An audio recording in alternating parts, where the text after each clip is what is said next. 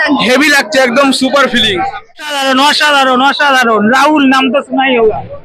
6 বছর পর যেহেতু কলকাতা এসে তার তো একটা ক্রেজ তো থাকবেই, আর কলকাতা তো ক্রিকেটের হাব বলা যেতেই পারে। আজ 14ই নভেম্বর ভারত বনাম দক্ষিণ আফ্রিকা টেস্ট ম্যাচের প্রথম দিন, এবং এই মুহূর্তে আমি যেখানে দাঁড়িয়ে রয়েছি সেটা হচ্ছে ক্রিকেটের নন্দনকাননের একদম ঠিক সামনে। 6 বছর পর ইডেন গার্ডেন্সে ফিরছে টেস্ট ক্রিকেট।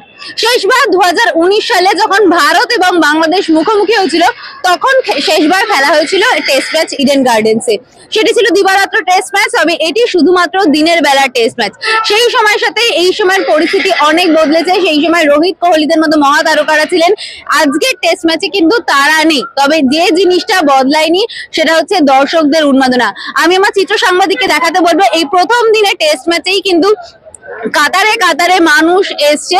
ইডেনের যে রীতিটা রয়েছে যে ইডেনের সিট কখনো খালি যায় না, সেটা কিন্তু একেবারে দেখেই বোঝা যাচ্ছে যে ইডেনের সিট যে পরিমাণে দর্শক এসেছে তাতে কোনোভাবেই খালি থাকা সম্ভব নয়। তো আমরা সরাসরি তাদের সাথেই কথা বলবো, জানবো তারা কি বলছেন। এই 6 বছর পর নিজেদের ঘরের মাঠে যে টেস্ট ক্রিকেট ফিরছে, তারা এই ইডেনের 22 গজের লাল বলের ক্রিকেটকে কতটা উপভোগ করছেন।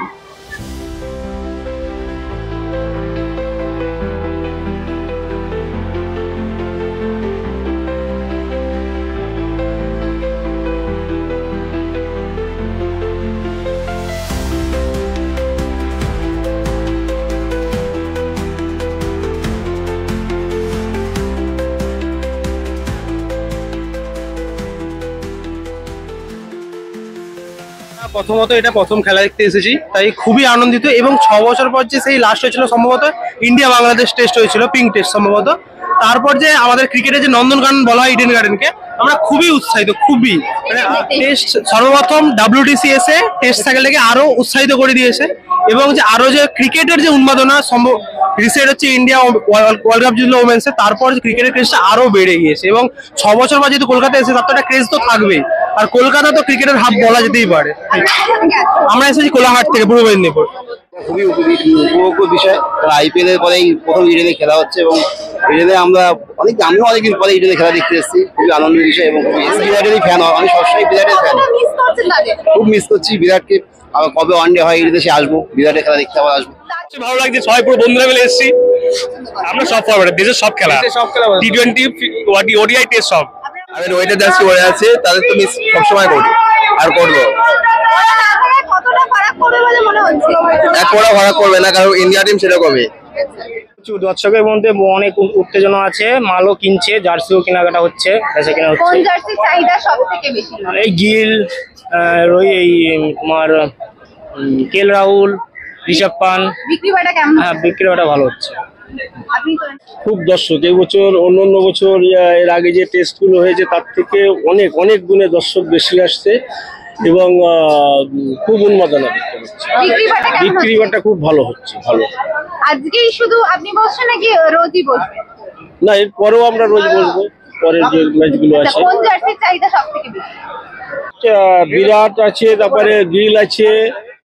আপনারা যেমনটা দেখলেন, 6 বছর পর ইডেনে টেস্ট ক্রিকেট ফেরার যে উন্মাদনা সেটা কিন্তু দর্শকদের মধ্যে একেবারে চোখে পড়ছে। বর্তমান সময়ে দাঁড়িয়ে T20 ক্রিকেটের বেশি প্রচলন থাকলেও মানুষ কিন্তু আসছে এই টেস্ট ক্রিকেটকে উপভোগ করতে। ভারত বনাম সাউথ আফ্রিকা টেস্টের প্রথম ম্যাচ হবে ইডেনে, এবং দ্বিতীয় ম্যাচ ভারতেরই অন্য এক স্টেডিয়ামে হবে। তবে আমাদের আশা দুটি টেস্টেই জয় পাক ভারত।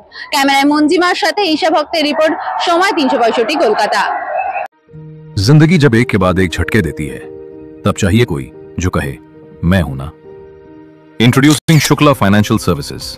बैड सिबिल कोई इशू नहीं, कम document, full speed process, easy EMI, super fast approval, no brokerage, सिर्फ भरोसा, बस भरोसा। क्योंकि जिंदगी रुकनी नहीं चाहिए, और पैसों की वजह से तो बिल्कुल नहीं। व्हेन बैंक से नो, शुक्ला कहता है ब्रो चलेंगे साथ।